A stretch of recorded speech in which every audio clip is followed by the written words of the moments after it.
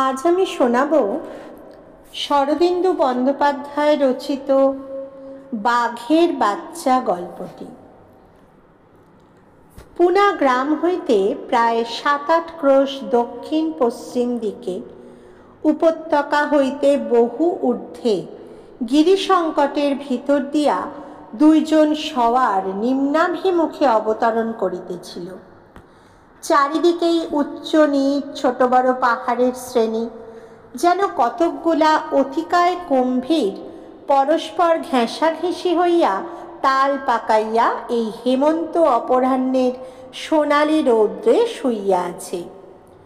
তাহারই মধ্যে পিপিলিকার মতো দুইটি প্রাণী সূর্যের দিকে পশ্চাৎ করিয়া ক্রমশ দীর্ঘায়মান ছায়া সম্মুখে ফেলিয়া ধীরে ধীরে নামিয়া আসিতেছিল। এখান হইতে উপত্যকা দৃষ্টিগোচর নয়, পথেরও কোনো চিহ্ন কোথাও নাই। চতুর্দিকে কেবল উলঙ্গ কর্কশ পাহাড়, মাঝে মাঝে দুই একটা খর্বাকৃতি কণ্টক গুল্ম। এই সকল চিহ্ন ছাড়া পথিককে বহু দূরস্থ জনপদে পরিচালিত করিবার কোনো নিদর্শন নাই। অনভিজ্ঞ ব্যক্তির পক্ষে এরূপ স্থানে দিগ্ভ্রান্ত হইবার সম্ভাবনা অত্যন্ত অধিক। অশ্বারোহী দুইজন যে পথ দিয়া নামিতেছিল তাহাকে পথ বলা চলে না। বর্ষার জল চূড়া হইতে নামিবার সময় পর্বত গাত্রে যে উপল পিচ্ছিল প্রণালী রচনা করে, এর সেইরূপ একটি প্রণালী পাহাড়ের শীর্ষ হইতে প্রায় ঋজু রেখায় পাদমূল পর্যন্ত নামিয়া গিয়াছে। সওয়ার দুইজন ঘোড়ার বলগা ছাড়িয়া দিয়া পরস্পর বাক্যালাপ করিতে করিতে চলিয়াছিল। খর্বদেহ রোমশ পাহাড়ি ঘোড়া স্বেচ্ছামতো সেই ঢালু বিপজ্জনক পথে সাবধানে অবতরণ করিতেছিল। এই স্থানে পথ এত বেশি ঢালু যে একবার অশ্বের পদস্খলন হইলে আরোহীর মৃত্যু অনিবার্য, কিন্তু সেদিকে আরোহীদের দৃষ্টি নাই। আরোহীদের মধ্যে একজন প্রাচীন বয়স্ক, মাথার চুল ও গোঁফ পাকা, বর্ণ এত বয়সেও তপ্ত কাঞ্চনের ন্যায়। কপালের এক প্রান্ত হইতে অন্য প্রান্ত পর্যন্ত শ্বেত চন্দনের দুইটি রেখা বোধ করি জরাজনিত ললাট রেখাকে ঢাকিয়া দিয়াছে। মস্তকে শুভ্র কার্পাস বস্ত্রের উষ্ণিস, দেহে তুলট আংরাখার ফাঁকে বাম স্কন্ধের ওপর উপবীতের একাংশ দেখা যাইতেছে। চোখে মুখে একটি দৃঢ় অচঞ্চল বুদ্ধির প্রভা। দেখিলেই বোঝা যায় ইনি একজন শাস্ত্রাধ্যায়ী অভিজাত বংশীয় ব্রাহ্মণ। ইহার হস্তে কোনো অস্ত্র নাই, কিন্তু যেরূপ স্বচ্ছন্দ নিশ্চিন্ততার সহিত অবতরণশীল অশ্বপৃষ্ঠে অটল হইয়া বসিয়া আছেন, তাহাতে মনে হয় কেবল ব্রহ্মবিদ্যার অনুশীলন করিয়াই ইনি জীবন অতিবাহিত করেন নাই। দ্বিতীয় আরোহটি সম্পূর্ণ বিপরীত। বয়স বোধ করি 16 বৎসর অতিক্রম করে নাই। দেহের বর্ণ শ্যাম, কিন্তু মুখের গঠন অতিশয় ধারালো। মৃদঙ্গ সদৃশ মুখের মধ্যস্থলে সেন চক্ষুর মতো নাসিকা এই অল্প বয়সেই তাহার মুখে শিকারীর মতো একটা শানিত তীব্রতা আনিয়া দিয়াছে। চক্ষু দুটি বড় বড়, চক্ষু তারকা নিবিড় কৃষ্ণবর্ণ। বালক সুলভ চঞ্চলতা সত্ত্বেও দৃষ্টি অতিশয় তীক্ষ্ণ ও মর্মভেদী। ওষ্ঠের উপর ও চিবুকের নিম্নে ঈষণমাত্র রোম রেখা দেখা দিয়েছে, তাহাও বর্ণের মলিনতার জন্য স্পষ্ট প্রতীয়মান নয়।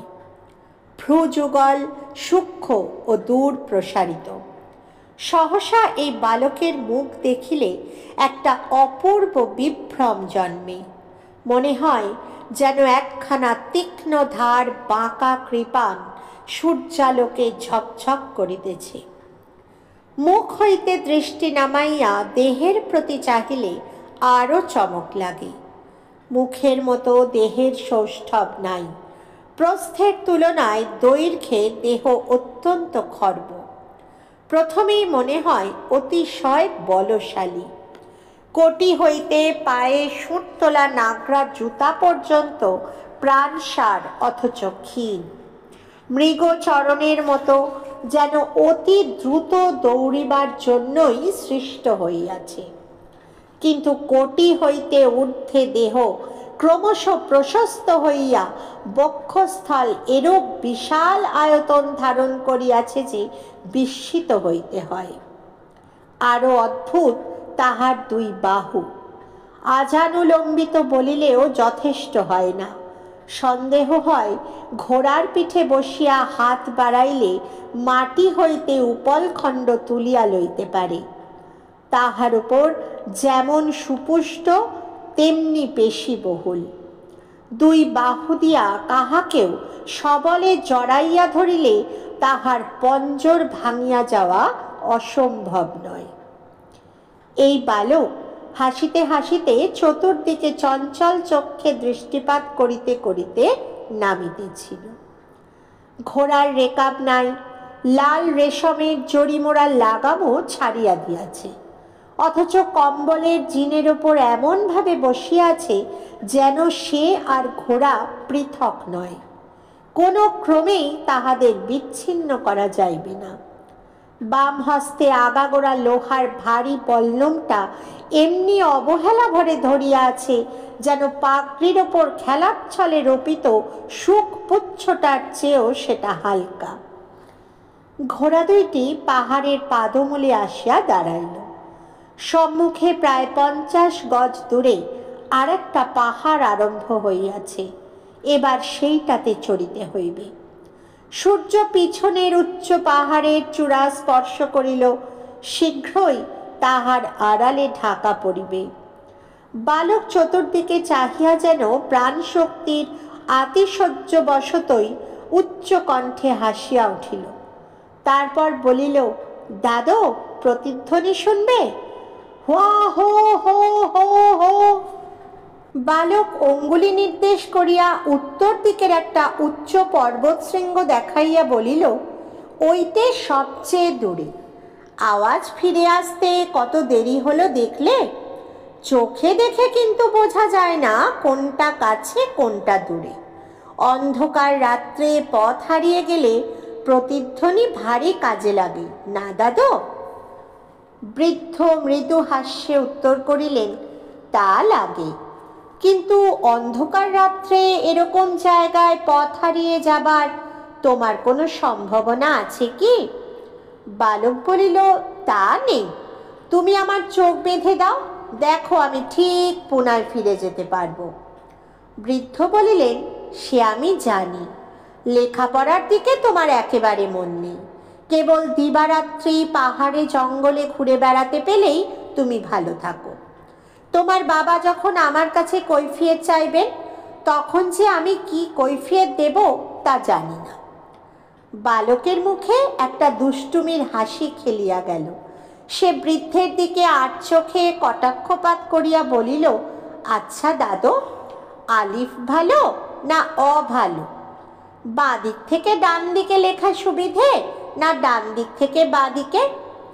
বৃদ্ধ বিরক্ত হইয়া বলিলেন, সে তুমি বুঝতে পারবে না। 16 বছর বয়স হলো, এখনো নিজের নাম তুমি সই করতে শিখলে না। তোমার লেখাপড়ার চেষ্টা করাই বৃথা। কিন্তু শিকারের দিকেও তো তোমার মন দেখতে পাই না। আজ সারাদিন ঘুরে একটা খরগোশও মারতে পারলে না। বালক আক্ষেপে হস্ত উৎক্ষিপ্ত করিয়া বলিল, খরগোশ আমি মারতে পারি না, আমার ভারী মায়া হয়। ওইটুকু জানোয়ার, তার উপর হিংসার লেশ তার শরীরে নেই, খালি প্রাণপণে পালাতে জানে। বৃদ্ধ জিজ্ঞাসা করিলেন, তবে কোন জানোয়ার মারতে চাও শুনি? বাঘ? উৎসাহ প্রদীপ্ত চক্ষে কিশোর বলিল, হ্যাঁ বাঘ। এ পাহাড়ে বাঘ পাওয়া যায় না দাদু? বৃদ্ধ মাথা নাড়িয়া বলিলেন, না, শুনেছি আরো দক্ষিণে পাহাড়ের গুহায় বাঘ আছে, কিন্তু তুমি বাঘ মারবে কি করে? কিশোর বলিল, কেন? এই বল্লম দিয়ে মারব? মাটিতে সামনাসামনি দাঁড়িয়ে মারব। ভয় করবে না? ভয়? বালকের উচ্চ হাস্য আবার চারিদিকে প্রতিধ্বনি তুলিল। আচ্ছা দাদু, ভয় জিনিসটা কি আমাকে একটু বুঝিয়ে বলতে পারো? সকলের মুখেই ওই কথাটা শুনতে পাই, কিন্তু ওটা যে কি পদার্থ তা তো বুঝতে পারি না। ভয় কি ক্ষুধার মতো একটা প্রবৃত্তি? দাদু বলিলেন, ভয় কি তা বুঝতে পারবে যেদিন প্রথম যুদ্ধে নামবে, যেদিন হাতিয়ার বন্ধ শত্রুকে সামনে দেখতে পাবে। বালক কি একটা বলতে গেল, কিন্তু পরক্ষণেই নিজেকে সংবরণ করিয়া লইয়া চুপ করিয়া ভাবিতে লাগিল। দাদু বলিলেন, আমি বড় বড় বীরের মুখে শুনেছি যে তারাও প্রথমে শত্রুর সম্মুখীন হয়ে ভয় পেয়েছেন। এতে লজ্জার কিছু নেই, সেই ভয়কে জয় করাই প্রকৃত বীরত্ব। সূর্য গিরিশৃঙ্গের অন্তরালে অদৃশ্য হইল। সঙ্গে সঙ্গে নিম্নভূমির উপর ছায়ার একটা সূক্ষ্ম জবনিকা পড়িয়া গেল। শুধু ঊর্ধ্বে নগ্ন গিরিকূট এবং আরও ঊর্ধ্বে নীল আকাশে একখণ্ড মেঘ সিঁদুর বর্ণ ধারণ করিয়া জ্বলিতে লাগিল। দাদু নিজের অশ্ব সম্মুখে চালিত করিয়া কহিলেন, আর দেরি নয়, সন্ধ্যা হয়ে আসছে, এখনো 2টো পাহাড় পার হতে বাকি, পুনা পৌঁছতে রাত হয়ে যাবে। বালক তাহার অনুগামী হইয়া বলিল, তাহলেই বা, আমি তোমাকে পথ দেখিয়ে ঠিক নিয়ে যাব। দাদু বলিলেন, রাত্রে সব পাহাড় পর্বত নিরাপদ নয়। শোনোনি, এদিকের গাঁয়ে বস্তিতে আজকাল প্রায়ই লুটতরাজ হচ্ছে। বালক ভারী বিস্ময় প্রকাশ করিয়া বলিল, তাই নাকি? কই, আমি তো শুনিনি। কারা লুটতরাজ করছে? দাদু বলিলেন, তা কেউ জানে না। বোধহয় এই দিকের বুনো পাহাড়ি মাউলিরা ডাকাতি করছে। বিজাপুর এলাকার 3টে বড় বড় গ্রাম গত 4 মাসের মধ্যে লুট হয়ে গেছে। শুনতে পাই তাদের সর্দার একজন ছোকরা লোহার সাঁজোয়া আর মুখোশ পরে ঘোড়ায় চড়ে লুঠেরাগুলোকে ডাকাতি করতে নিয়ে যায়। ছোড়াটা নাকি ভয়ঙ্কর কালো, বেঁটে আর জোয়ান। বালক তাহার হাতের বল্লমটা খেলার ছলে ঘুরাইতে ঘুরাইতে তাচ্ছিল্য ভরে জিজ্ঞাসা করিল, তাই নাকি? তুমি এত কথা কোথা থেকে জানলে দাদু? দাদু পাহাড়ে ঘোড়া চড়াইতে চড়াইতে বলিলেন, ও অঞ্চলের দেশমুখরা দরবারে নালিশ করতে এসেছিল। তাদের বিশ্বাস ডাকাতের সর্দার পুনার লোক। দাদুর পশ্চাতে বালকও পাহাড়ে উঠিতে উঠিতে জিজ্ঞাসা করিল, তোমার দরবার থেকে কি ব্যবস্থা করলে? দাদু বলিলেন, কিছু করা হয়নি এখনো। দেশমুখদের তোমার বাবার কাছে বিজাপুরে পাঠিয়ে দিয়েছি। বালক পশ্চাতে থাকিয়া মিটি মিটি হাসিতেছিল। দাদু তাহা দেখিতে পাইলেন না। কিছুক্ষণ কোনো কথা হইল না। পাহাড়ের পিঠের ওপর উঠিয়া দুইজনে ক্ষণকাল পাশাপাশি দাঁড়াইলেন। এখানে আবার সূর্য কিরণ আসিয়া বালকের বল্লমের ফলায় যেন আগুন ধরাইয়া দিল। সম্মুখের পাহাড়তলিতে তখন ঘোর ঘোর হইয়া আসিয়াছে। নিচের দিকে দৃষ্টিপাত করিয়া বালক বলিল, আচ্ছা দাদু, এখন যদি আমাদের ডাকাতে আক্রমণ করে তুমি কি করো? দাদু ক্ষিপ্র দৃষ্টিতে একবার চতুর্দিকে চাহিয়া বলিলেন, কি আর করি, তাদের সঙ্গে লড়াই করি। তারা যদি 50 জন হয় তা হলেও লড়ি। বালক বলিল, কিন্তু সে যে ভারী বোকামি হবে দাদু।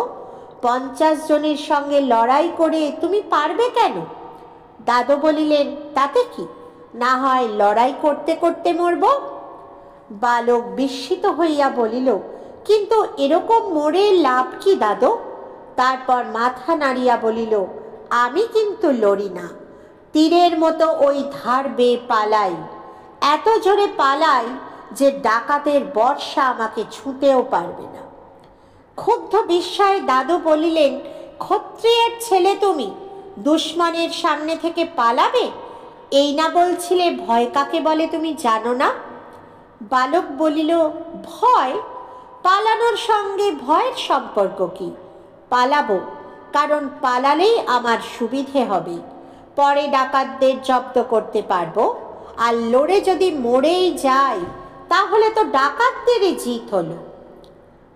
দাদু মাথা নাড়িয়া বলিলেন, না না, এসব শিক্ষা তুমি কোথা থেকে পাচ্ছ?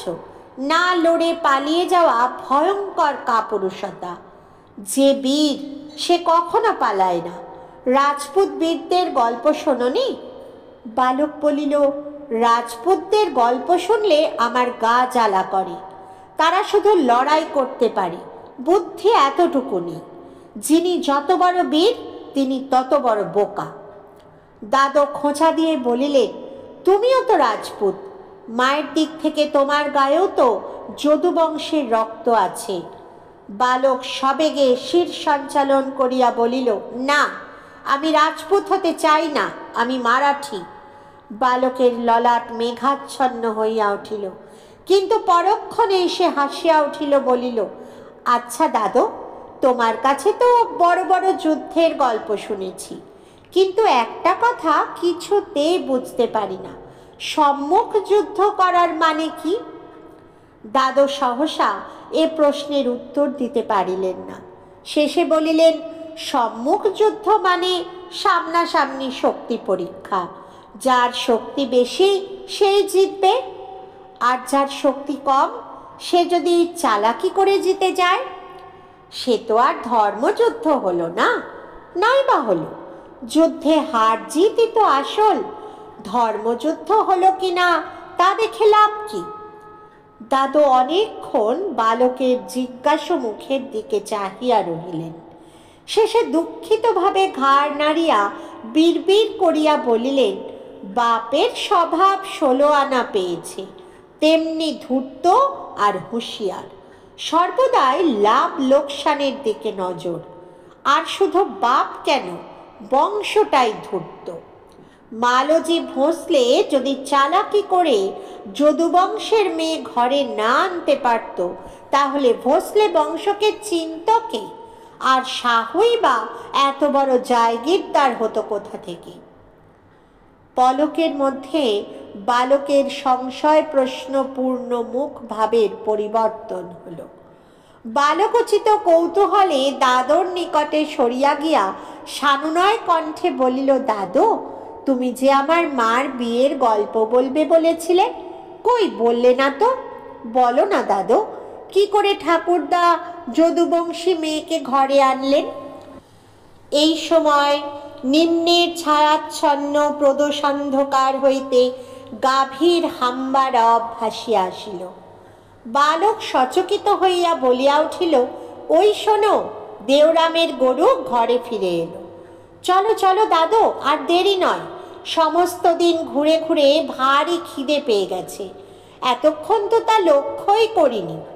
দেওরামের মেয়ে নুন্নার সঙ্গে সেই যে সকালবেলা তেঁতুল বনের ধারে দেখা হয়েছিল, সে বলেছিল ফেরবার সময় তাজা দুধ খাওয়াবে।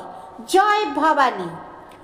বালক 2 পা দিয়া ঘোড়ার পেট চাপিয়া ধরিতেই ঘোড়া লাফাইয়া সম্মুখ দিকে অগ্রসর হইল। আঁকিয়া বাঁকিয়া পার্বত্য হরিণের মতো পাথর হইতে পাথরের ওপর ধাপে ধাপে লাফাইয়া পড়িয়া বিদ্যুৎ বেগে নিচের দিকে অদৃশ্য হইল। দাদু বালকের উচ্চ কণ্ঠস্বর দূর হইতে শুনিতে পাইলেন, চলে এসো দাদু, দেওরামের ঘর ঝর্ণাতলার টালের উত্তর দিকে কুল গাছের জঙ্গলের মধ্যে।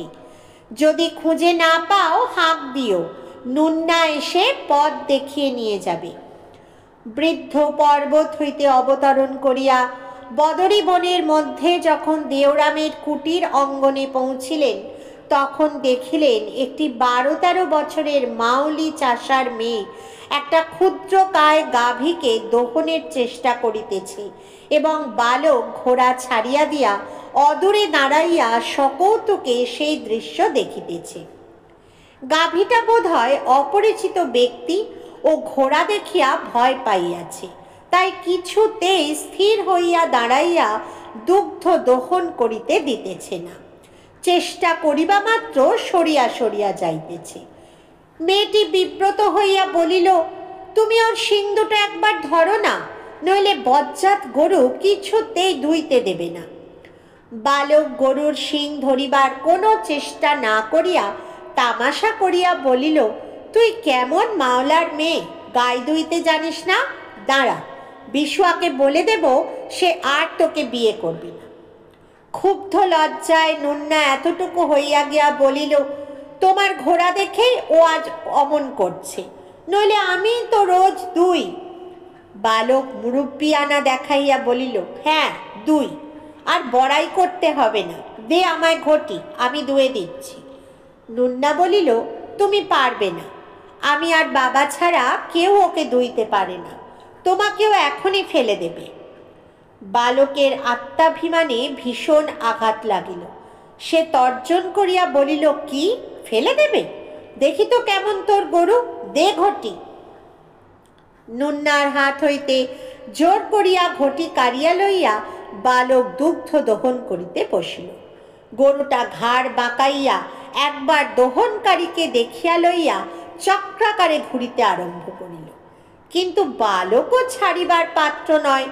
ঘটি লইয়া মুখে নানা প্রকার প্রীতিসূচক শব্দ করিতে করিতে তাহার পশ্চাতে ঘুরিতে লাগিল। অবশেষে কি মনে করিয়া গাভীটা দাঁড়াইয়া পড়িল।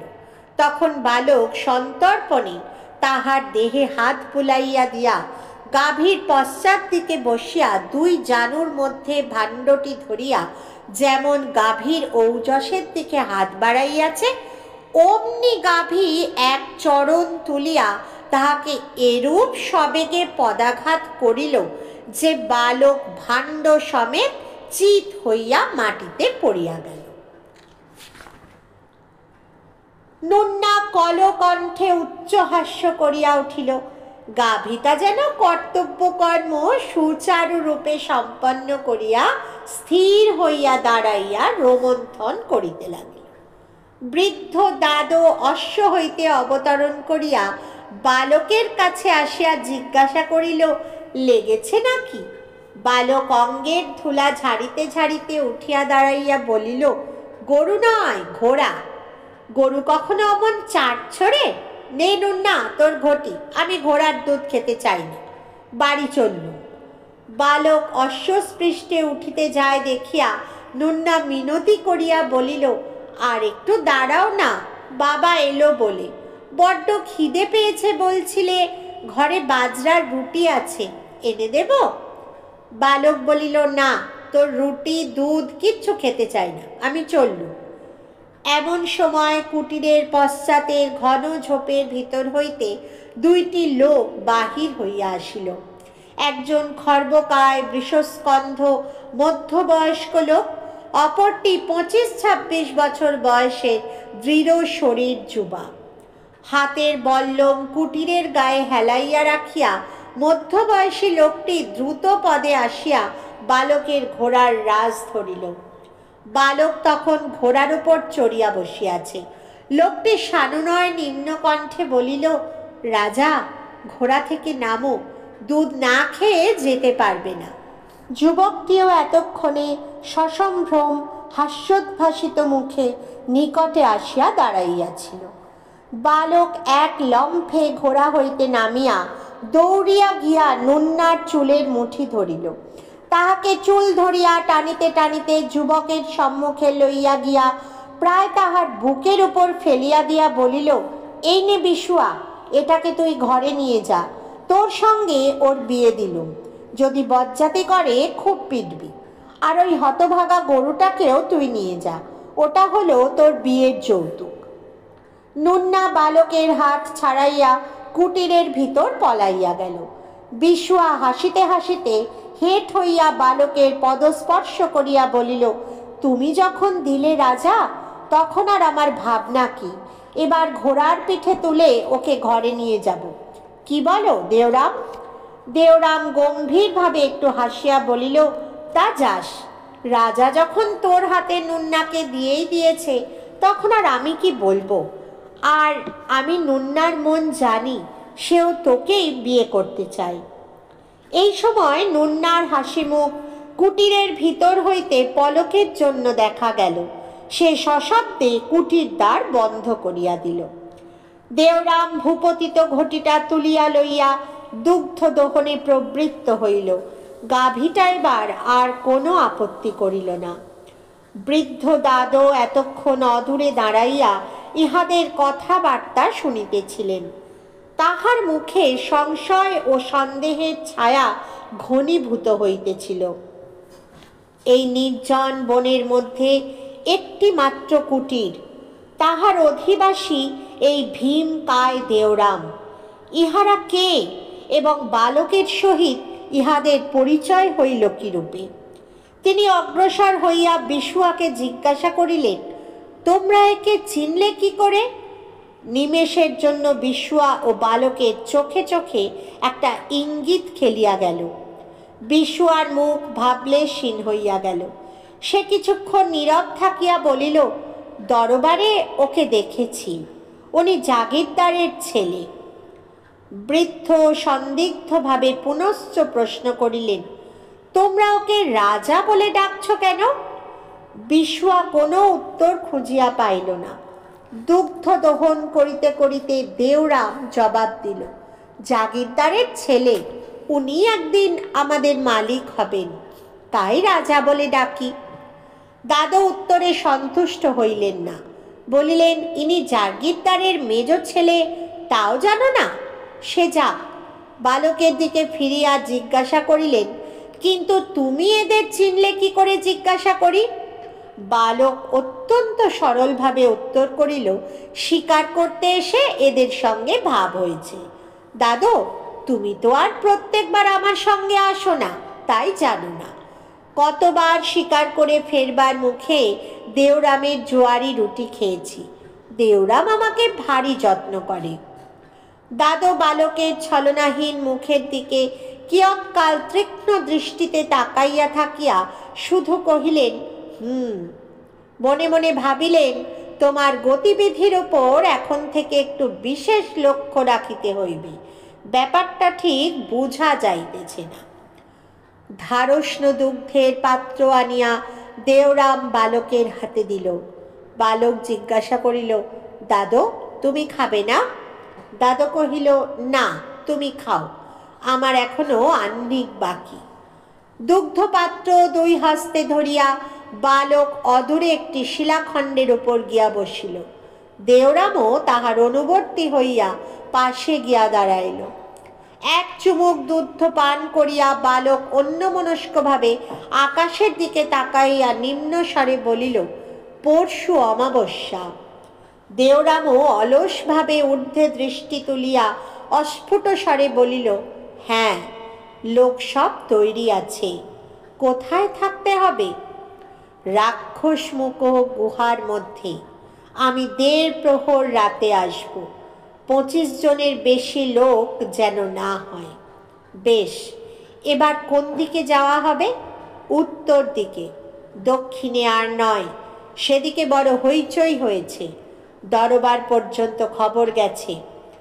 দাদু তাহাদের দিকে লক্ষ্য করিতেছেন দেখিয়া দেওরাম প্রকাণ্ড একটা হাই তুলিয়া অপেক্ষাকৃত উচ্চ কণ্ঠে বলিল, আচ্ছা, হরিণ কিন্তু এদিকে পাওয়া যায় না।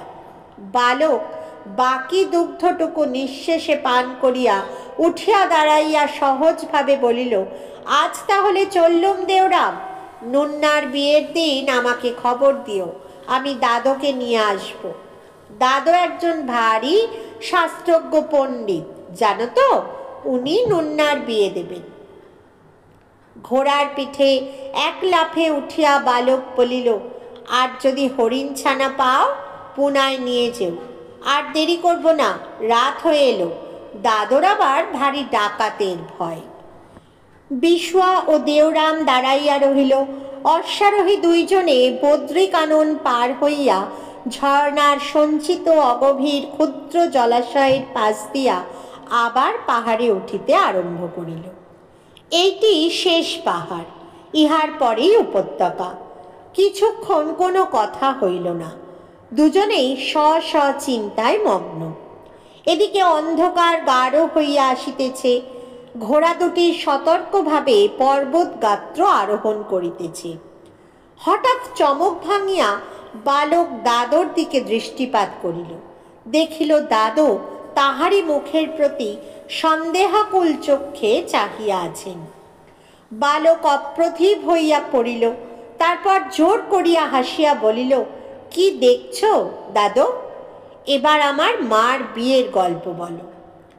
বৃদ্ধ দীর্ঘশ্বাস মোচন করিয়া কিয়ৎকাল নিস্তব্ধ হইয়া রহিলেন। তারপর মনে মনে বলিলেন, বংশের ধারা বদলানো যায় না। বাঘের বাচ্চা বাঘই হয়, শৃগাল হয় না। ঈশ্বরের এই বিধান। কে জানে, হয়তোবা এর মধ্যেই কোনো মঙ্গলের বীজ নিহিত আছে। বালক তাহাকে দীর্ঘকাল চিন্তা করিবার অবকাশ না দিয়া পুনশ্চ বলিল, বলো না দাদো। দাদো আবার একটি দীর্ঘশ্বাস ফেলিয়া বলিতে আরম্ভ করিলেন, গল্প অতি সামান্যই, কিন্তু তোমার ঠাকুরদা মালতী ভোসলে যে কিরকম চতুর ছিলেন এই গল্প থেকে তার পরিচয় পাওয়া যায়। তোমার মাতুল বংশের মতো এত বড় বিখ্যাত যশস্বী বংশ দাক্ষিণাত্যে খুব অল্পই আছে। আজ থেকে নয়, 400 বছর আগে আলাউদ্দিন খিলজির আমল থেকে দেবগিরির যদুবংশের নাম দাক্ষিণাত্যের পাথরে পাথরে তলোয়ার দিয়ে খোদাই হয়ে আসছে। অতীতের কোন যুগে এই যদুবংশ রাজপুতানা থেকে এসে দেবগিরিতে রাজ্য প্রতিষ্ঠা করেছিলেন সেই কাহিনী লুপ্ত হয়ে গেছে। দেবগিরির রাজ্যও আর নেই, কিন্তু বীরত্বে, ধর্মনিষ্ঠায়, মহানুভবতায় এই বংশ আজ পর্যন্ত হিন্দু মাত্রেরই আদর্শ হয়ে আছে। এহেন বংশে তোমার দাদামশাই লক্ষুজি যদুরাও একজন পরাক্রমশালী মহা তেজস্বী পুরুষ ছিলেন। 10,000 সিপাহী নিত্য তার রুটি খেত। বিজাপুর গোলকুন্ডা তাকে জমের মতো ভয় করত। আহমেদনগর রাজ্যে তিনি ছিলেন প্রধান স্তম্ভ। মালিক অম্বর যদি তার সঙ্গে কপটচারিতা না করত, কিন্তু সে অন্য কথা। এখন আসল গল্পটা বলি। সে আজ বহুদিনের ঘটনা। তখন আমার বয়স 10-11 বছরের বেশি নয়, কিন্তু সেদিনকার প্রত্যেক ঘটনাটি আমার স্পষ্ট মনে আছে। সেদিন ছিল ফাল্গুনী পৌর্ণমাসী, রাজপুতদের একটা মস্ত উৎসবের দিন। দাক্ষিণাত্যে দোল পূর্ণিমার দিন আবির খেলার প্রথা এই যদুবংশেই প্রচার করেছিলেন। সেদিন দেশের সমস্ত গণ্যমান্য লোক, এমনকি বিজাপুর, গোলকুন্ডা, আহমেদনগর দরবারের বড় বড় হিন্দু আমির ওমরা এসে লক্ষুজির কেল্লার মতো বিশাল ইমারতে জমা হতেন। সমস্ত রাত্রি দিন ব্যাপী উৎসব চলত। ফাগ, রং এবং সুরার স্রোত বয়ে যেত। সেবার লক্ষুজির প্রকাণ্ড প্রাসাদের দরবার ঘরে মজলিস বসেছে। মেঝের ওপর পার্সি গালিচা পাতা, তার উপর অনেকে বসেছেন। দরবার লোকে লোকারণ্য। সিপাহী থেকে সর্দার পর্যন্ত সকলের অবাধ যাতায়াত। সামান্য সৈনিক 5,000 সর্দারের মুখে আবির মাখিয়ে দিচ্ছে। মনসাবদার সিপাহীকে মাটিতে ফেলে তার মুখে মদ ঢেলে দিচ্ছে। হাসির হররা ছুটছে। ছোট বড়, উচ্চ নীচ কোনো প্রভেদ নেই। এই একদিনের জন্য সকলে সমান, সবাই আমোদে মত্ত। সভার মাঝখানে মস্ত বড় একটা চাঁদির থালায় আবির স্তূপীকৃত রয়েছে। সেই থালা ঘিরে প্রধান প্রধান অতিথিরা বসেছেন। পানদান, গোলাপপাশ, আতরদান চারিদিকে ছড়ানো রয়েছে। স্বয়ং লক্ষুজি এখানে আসেন। তোমার ঠাকুরদা মালতীও আছেন। মালতী তখন লক্ষুজির অনুগৃহীত একজন সামান্য সর্দার মাত্র, কিন্তু তার কূট বুদ্ধি ও রণ নৈপুণ্যের জন্যে লক্ষুজি তাকে ভারী স্নেহ করতেন। তাই মালতীও সাহস করে এই সভায় এসে বসেছেন। সকলের মুখেই আবিরের প্রলেপ, দেহের বস্ত্র এবং মির্জায় রঙে রক্তবর্ণ, চক্ষু ঢুলু ঢুলু। এখানে গানের মজলিস বসেছে। আরও অনেক লোক চারিদিকে ঘিরে দাঁড়িয়ে গান শুনছে এবং মজা দিচ্ছে। গান গাইছেন আহমেদনগরের একজন বুড়ো ওমরা, তার নাম ভুলে গেছি। মস্ত ওস্তাদ বলে তার খ্যাতি ছিল। গড়গড়া টানতে টানতে হঠাৎ তিনি বসন্ত রাগের এক তান মারলেন। সুরের ধমকে পাকা গোঁফ থেকে একরাশ আবির উড়ে গেল। তোমার ঠাকুরদা মালজি সারঙ্গী কোলে করে ওস্তাদের পিছনে বসেছিলেন। তিনি সঙ্গে সঙ্গে সঙ্গত আরম্ভ করলেন। লঘুজি নিজে মৃদঙ্গ বাজাতে লাগলেন। গান থামলে প্রশংসার ধ্বনির একটা ঝড় বয়ে গেল। লঘুজি পাখোয়াজ ফেলে প্রায় 1 তোলা অম্বুরি আতর পলিত কেশ গায়কের গোফে মাখিয়ে দিয়ে দাড়ি ধরে নেড়ে দিয়ে বললেন, কত্ল কিয়া বিবি, আর একটু ফরমাও। বৃদ্ধ দন্তহীন হাসি হেসে চোখ ঠেরে আবার গান ধরলেন, চলি মে ছুপাও কেসে জবানা মোড়ি। বিরাট হাসির একটা হল্লা পড়ে গেল। লঘুজি ওস্তাদকে কোলে তুলে নিয়ে নৃত্য শুরু করে দিলেন। কি আনন্দের দিনই গিয়াছে, এখন সব স্বপ্ন বলে মনে হয়। দাদু একটা দীর্ঘ নিঃশ্বাস ফেললেন। ঘোড়া দুইটি ইতিমধ্যে পর্বত পার হইয়া উপত্যকায় নামিয়া আসিয়াছে, কিন্তু পথ এখনো শিলা সংকুল। আশেপাশে মাটি ফাটিয়া বড় বড় খাদ রচনা করিয়াছে। শুষ্ক পয়ঃপ্রণালীর মতো এই খাদগুলি অন্ধকারে বড়ই বিপজ্জনক। ঘোড়া একবার পা ফসকাইয়া উহার মধ্যে পড়িলে কোথায় অন্তর্হিত হইবে তাহার স্থিরতা নাই। এদিকে দিবার দীপ্তিও সম্পূর্ণ নিভিয়া গিয়াছে। কেবল সম্মুখে বহু দূরে পুনার দ্বীপগুলি মিটমিট করিয়া জ্বলিতেছে। বালক একাগ্রমনে গল্প শুনিতেছিল। দাদু থামিতেই সাগ্রহে গলা বাড়াইয়া বলিল, তারপর? দাদু বলিলেন, হুঁশিয়ার হয়ে পথ চলো, রাস্তা বড় খারাপ। তারপর গল্প আরম্ভ করিলেন। দুটি ছোট ছোট ছেলে মেয়ে এই দরবার ঘরের চারিদিকে খেলা করে বেড়াচ্ছিল। দুজনেরই লাল বেনারসি চেলির জোর পড়া, কানে কুণ্ডল, হাতে বালা, গলায় হার। ছেলেটির বয়স 5 বছর আর মেয়েটির 3। এদের দিকে কারো দৃষ্টি ছিল না। এরা নিজের মনে ঘরময় খেলে বেড়াচ্ছিল। কখন এক সময় মেয়েটি দূর থেকে ছেলেটিকে দেখতে পেয়ে তার সামনে এসে দাঁড়ালো। গম্ভীর মুখে ছেলেটির আপাদ মস্তক দেখে নিয়ে আধো আধো ভাষায় প্রশ্ন করল, তুমি কে? ছেলেটিও মেয়েটির দিকে গম্ভীরভাবে তাকিয়ে বললে, আমি সাহু, আমি তীর ছুটতে পারি। তুমি কে? মেয়েটির 2 চক্ষু সম্ভ্রমে ভরে উঠল। সে ফুলের মতো ঠোঁট দুটি খুলে কিছুক্ষণ চেয়ে থেকে আস্তে আস্তে বলল, আমি দিদা। তারপর একটু ভেবে আবার বললে, আমার বাবাও তীর ছুটতে পারে। অতঃপর এই বীর এবং বীর কন্যার মধ্যে ভাব হতে বেশি দেরি হলো না। সাহু গিয়ে মেয়েটির গলা জড়িয়ে নিলে, মেয়েটিও সাহুর কোমর জড়িয়ে ধরলে। এইভাবে তারা অনেকক্ষণ দরবার ঘরের চারিদিকে ঘুরে বেড়াতে লাগলো। তাদের মধ্যে চুপি চুপি কি কথা হলো তারাই জানে।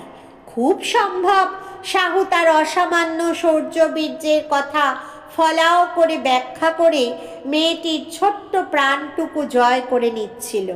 আর মেয়েটিও বোধহয় নিঃসংশয় সহানুভূতি এবং প্রশংসা দ্বারা সাহুর বীর হৃদয় সম্পূর্ণ বশীভূত করে ফেলেছিল।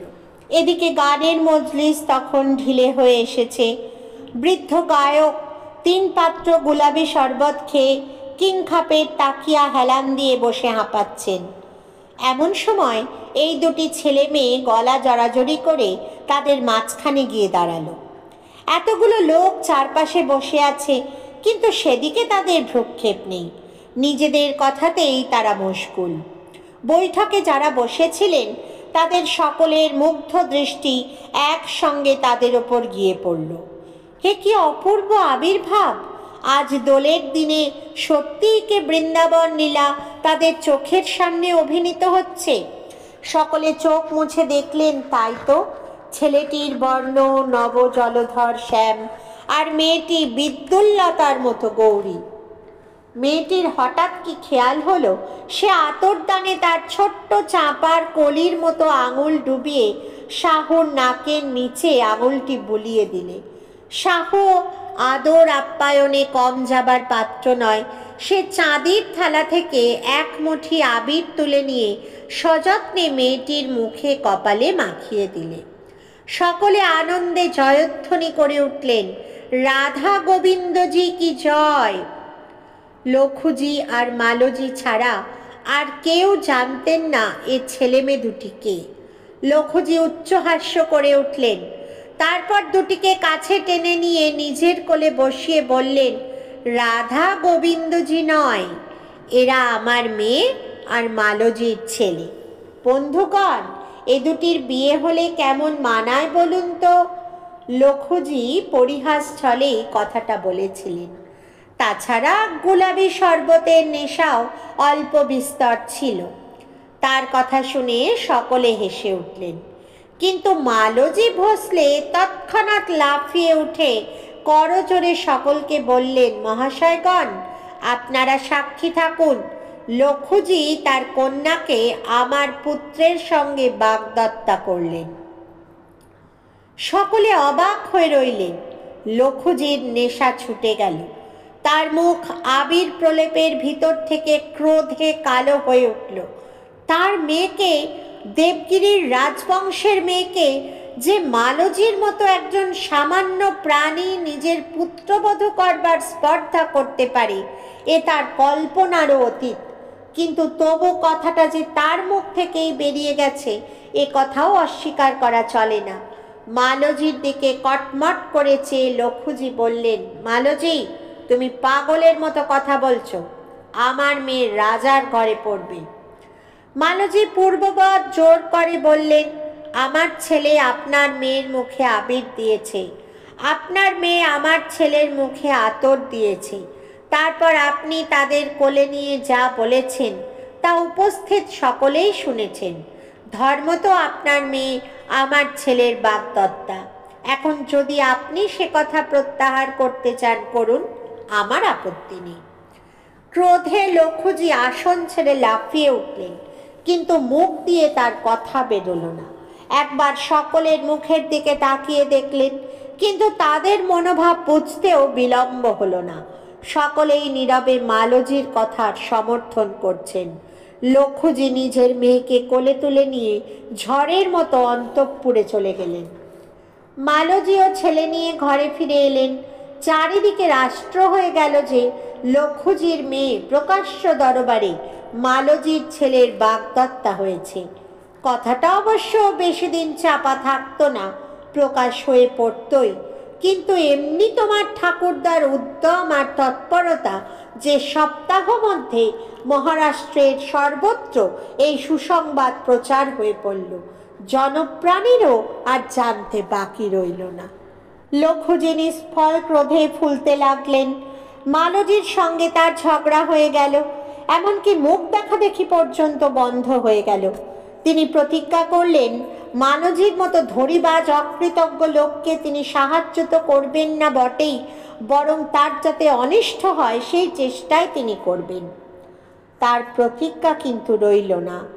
যতই বছরের পর বছর কেটে যেতে লাগলো, ততই তিনি বুঝতে পারলেন চতুর মালজি তাকে কি বিষম ফাঁদে ফেলেছে।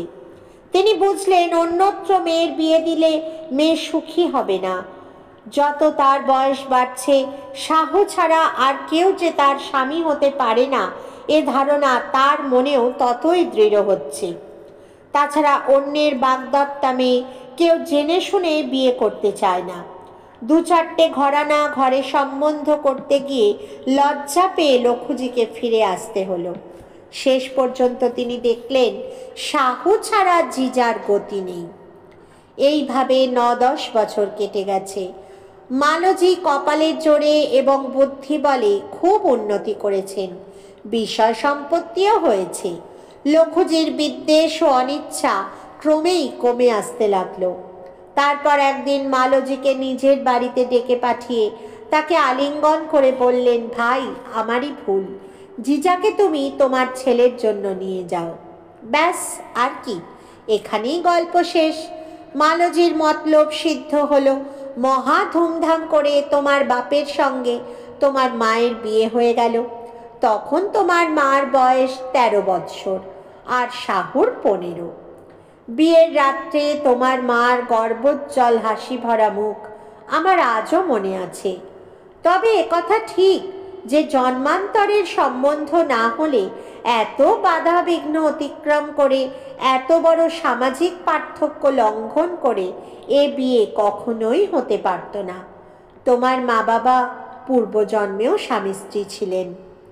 বৃদ্ধ দাদো মৌন হইলেন। কিছুক্ষণ কোনো কথা হইল না। দুইজনে নীরবে চলিলেন। অন্ধকার তখন বেশ গাঢ় হইয়াছে। পাশের লোককেও স্পষ্ট দেখা যায় না। দাদো লক্ষ্য করিয়া দেখিলেন, বালক 2 কর যুক্ত করিয়া ললাটে ঠেকাইয়া বারংবার কাহার উদ্দেশ্যে নমস্কার করিতেছে। দাদো কথা কহিলেন না। অপূর্ব আবেগ ভরে তাহার শরীর রোমাঞ্চিত হইয়া উঠিল।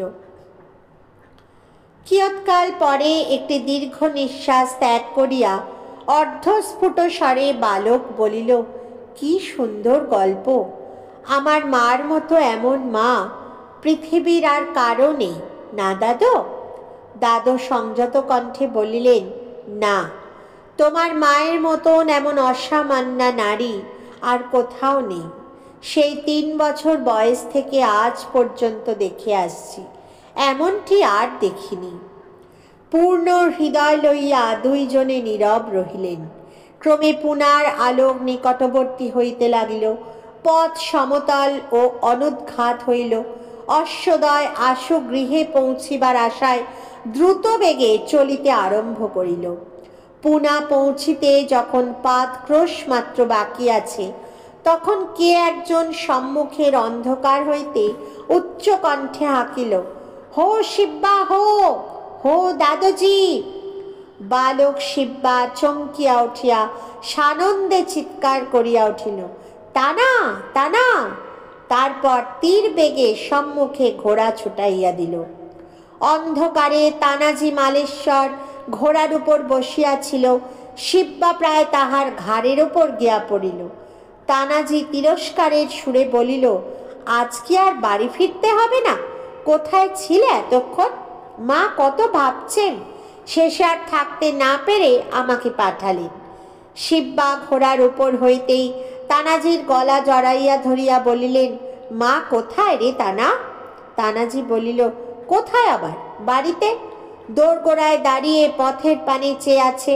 তোমার এত দেরি হলো কেন? গলা খাটো করিয়া বলিল, দেওরামের সঙ্গে দেখা হলো নাকি? ওদিকের কি খবর, কবে? শিব্বা অন্যমনস্কভাবে বলিল, খবর ভালো, অমাবস্যার রাত্রে সব ঠিক হয়েছে। চল চল তানা, শিগগির বাড়ি যাই। মাকে সমস্ত দিন দেখিনি, ভারী মন কেমন করছে। 2 কিশোর বন্ধু তখন নীর প্রতিগামী পাখির মতো দ্রুত বেগে গৃহের দিকে অগ্রসর হইল। বৃদ্ধ দাদাজি কণ্ডু বহুদূর পশ্চাতে পড়িয়া রহিলেন।